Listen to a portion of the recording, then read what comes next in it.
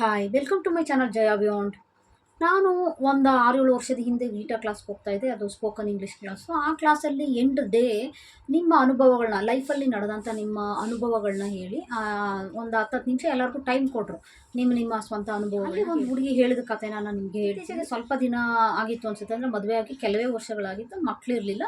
ಅವ್ರು 4 ಜನ ಇದ್ದರು, ಅಂದರೆ ಅತ್ತೆ ಮಾವ ಗಂಡ ಹೆಂಡತಿ, ಇಷ್ಟು 4 ಜನ. ನನ್ನ ಗಂಡನ ಮನೆಯಲ್ಲಿ ಯಾವುದೇ ತೊಂದರೆ ಇಲ್ಲ, ನನ್ನ ಗಂಡನಿಗೆ ಯಾವುದೇ ದುಶ್ಚಟ ಇಲ್ಲ, ಮತ್ತು ಆರ್ಥಿಕವಾಗೂ ಯಾವುದು ಸ್ವಲ್ಪ ಸೈಲೆಂಟು. ನಾನು ಸಣ್ಣ ಪುಟ್ಟ ವಿಷಯಗಳಿಗೆ ಜಗಳ ತೆಗೆಯುವಂಥವಳಲ್ಲ. ನಾನು ಏನೇ ಒಂದು ಸಣ್ಣ ಪುಟ್ಟ ವಿಷಯ ಬಂದರೂ ಇಗ್ನೋರ್ ಮಾಡಿಕೊಂಡು ಹೊಂದ್ಕೊಂಡು ಹೋಗುವಂಥ ಕ್ಯಾರೆಕ್ಟ್ರು. ನಮ್ಮ ಮನೆಯಲ್ಲೂ ಅಷ್ಟೇ ಯಾವುದೇ ಜಗಳಗೆ ನಮ್ಮ ಅತ್ತೆ ಒಂದು ಸೀರಿಯಲ್ ನೋಡ್ತಾರೆ, ಅದರ ಎಫೆಕ್ಟ್ ಮನೇಲಿ ಯಾವ ಥರ ಆಗ್ತಾಯಿದೆ ಅಂತ ಅಂದರೆ ನಾನು ಅದು ನಿಮ್ಮ ಹತ್ರ ಹೇಳಬೇಕು ಅಂತ ಅಂದ್ಕೊಂಡಿದ್ದೀನಿ ಅಂತ ಅವಳ ಅನುಭವನ ಹೇಳಿ. ನಮ್ಮ ಮಾವ ಸ್ಟ್ರೋಕ್ ಆಗಿ ವೀಲ್ ಚೇರ್ನಲ್ಲಿ ಇದ್ದರು. ಅವರನ್ನು ಏನಾದರೂ ಎಲ್ಲಾದರೂ ಹೋಗಬೇಕು ಅಂದರೆ ನಾನಾದರೂ ಸರಿ, ನಮ್ಮ ಅತ್ತೆ ಆದರೂ ಸರಿ, ಇಬ್ಬರಲ್ಲಿ ಒಬ್ಬರು ನೋಡ್ಕೊತಾ ಇದ್ವಿ.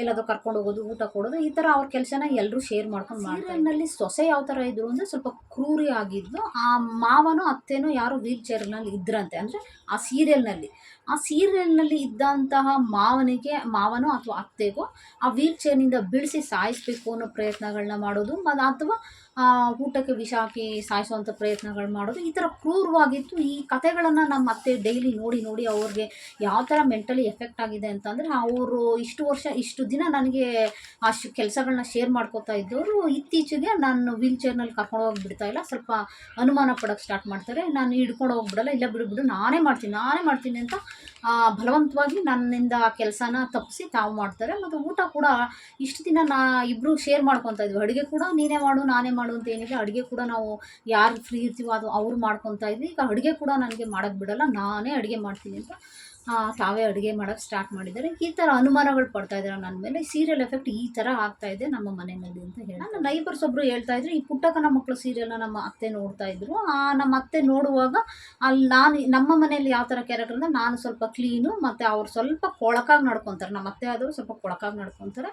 ಅಲ್ಲಿ ಆ ಸೀರಿಯಲ್ನಲ್ಲಿ ಒಂದು ಸೀನ್ ಬಂತು. ಏನು ಸೀನು ಅಂತಂದರೆ, ಏನೋ ಅಂದರೆ ಆ ಹೋಟೆಲ್ನಲ್ಲಿ ಏನೋ ಸ್ಮೆಲ್ ಬರ್ತಾಯಿತ್ತು, ಏನೋ ಕೆಟ್ಟ ವಾಸನೆ ಬರ್ತಾಯಿತ್ತು. ಅದಕ್ಕೆ ಜನಗಳು ಮೂಗು ಮುಚ್ಕೊತಾ ಇದ್ರು. ಅದನ್ನು ಸೀನ್ನ ನೋಡಿ ಆ ಸೀರಿಯಲ್ನಲ್ಲಿ ಯಾರೋ ಮೂಗು ಮುಚ್ಕೊಂಡವೆ, ಮಾನ್ಗೆಟ್ಟವು ಅಂತ ಬೈದರು ನಮ್ಮ ಅತ್ತೆ ಅಂತ ಹೇಳಿದ್ರು. ಏನಕ್ಕೆ ಬೈದರು, ಇದಕ್ಕೆ ಯಾಕೆ ಬೈತಾರೆ ಅಂತಂದರೆ, ಅಲ್ಲಿ ನಾನು ಕ್ಲೀನು ನಾನು ವಾಸನೆ ಅಂತ ಹೇಳ್ತಾ ಇರ್ತೀನಲ್ಲ, ಆ ಕಾರಣಕ್ಕೆ ಅವರು ಆ ನೆಪದಲ್ಲಿ, ಅಂದರೆ ಆ ಸೀರಿಯಲ್ಗೆ ಅವ್ರನ್ನ ಬೈಯೋ ನೆಪದಲ್ಲಿ ನನ್ನನ್ನು ಬೈಯೋದು, ಈ ಥರ. ಮತ್ತು ಸ್ವಲ್ಪ ಸಮಯ ಆದ ನಂತರ ಎಲ್ಲರೂ ಮೂಗು ಮುಚ್ಕೊಳ್ಳೋಕೆ ಸ್ಟಾರ್ಟ್ ಮಾಡಿದ್ರು. ಅಂದರೆ ಆ ಸೀರಿಯಲ್ನಲ್ಲಿ ಆ ಪುಟ್ಟಕ್ಕನ ಮಕ್ಕಳು ಕೂಡ ಮೂಗು ಮುಚ್ಕೊಳ್ಳೋಕೆ ಸ್ಟಾರ್ಟ್ ಮಾಡಿದ್ರು. ಆವಾಗ ನಾನು ಅಂದೆ, ಅಯ್ಯೋ ಎಲ್ಲರೂ ಮಾನ್ಗೆಟ್ಟವ್ರು ಆಗ್ಬಿಟ್ರೆ, ಈ ಸೀರಿಯಲ್ನಲ್ಲಿ ಎಲ್ಲರೂ ಮಾನ್ಗೆಟ್ಟವ್ರ, ಎಲ್ಲರೂ ಮೂಗು ಮುಚ್ಕೊತಾ ಇದ್ದಾರಲ್ಲ ಅಂತ ಹೇಳಿ ತಮಾಷೆ ಮಾಡ್ಕೊಂಡು ನಕ್ಕೊಂಡು ಬಂದ್ಬಿಟ್ಟೆ. ಈ ಥರ ಸೀರಿಯಲ್ಗಳಲ್ಲಿ ಏನಾದರೂ ಕೆಟ್ಟದಾಗಿರುವಂತಹ ಮತ್ತು ಬಜಾರಿ ಅಂತ ಕ್ಯಾರೆಕ್ಟರ್ಗಳಿರುವಂತಹ ಸೊಸೆ ಕ್ಯಾರೆಕ್ಟರ್ ಏನಾದ್ರು ಬಂದರೆ ಅದನ್ನು ಏನೋ ಒಂಥರ ಬೈಯೋದು, ಅವ್ರನ್ನ ಬೈಯೋ ಥರ ಇಂಡೈರೆಕ್ಟಾಗಿ ನನ್ನನ್ನು ಬೈಯೋದು, ಈ ಥರ ನಡೀತಾ ಇರುತ್ತೆ. ನೇರವಾಗಿ ಬೈದೇ ಇದ್ರು ಇದನ್ನು ನನ್ನೇ ಬೈದ್ರೇನೋ ಅಂತ ತಿಳ್ಕೊಂಡು ನಾನು ತಿರುಗಿಸಿ ಬೈಬೇಕು,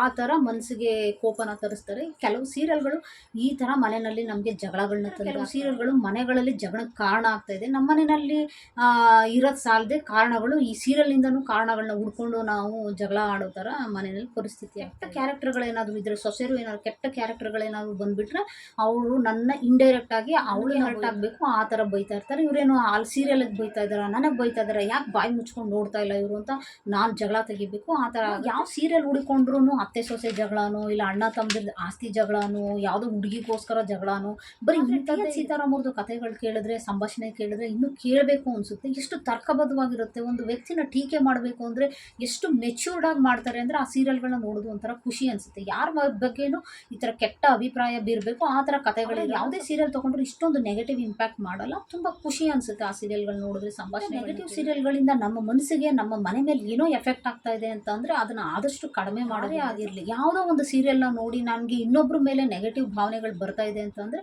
ಆದಷ್ಟು ಅಂಥ ಸೀರಿಯಲ್ಗಳನ್ನ ನೋಡದೇ ಇರೋದೇ ಒಳ್ಳೆಯದು. ಆದಷ್ಟು ಇಂಥ ಸೀರಿಯಲ್ಗಳು ನೋಡೋ ಹುಚ್ಚಿನಿಂದಾಗಿ ಮನೆಯ ಪರಿಸ್ಥಿತಿನ ಹಾಳು ಮಾಡ್ಕೊಳ್ಳೋದಿರೋದು ಆದಷ್ಟು ಒಳ್ಳೆಯದು. ನಿಮಗೆ ಇಷ್ಟ ಆಗಿದ್ದಲ್ಲಿ ಲೈಕ್ ಮಾಡಿ, ಕಾಮೆಂಟ್ ಮಾಡಿ, ಶೇರ್ ಮಾಡಿ. ಯಾರು ನನ್ನ ಚಾನಲ್ನ ಸಬ್ಸ್ಕ್ರೈಬ್ ಮಾಡದೆ ನೋಡ್ತಾ ಇದ್ದಾರೆ ದಯವಿಟ್ಟು ಸಬ್ಸ್ಕ್ರೈಬ್ ಮಾಡಿ ನೋಡಿ ಅಂತ ಕೇಳ್ಕೊತೀನಿ. Thank you so much.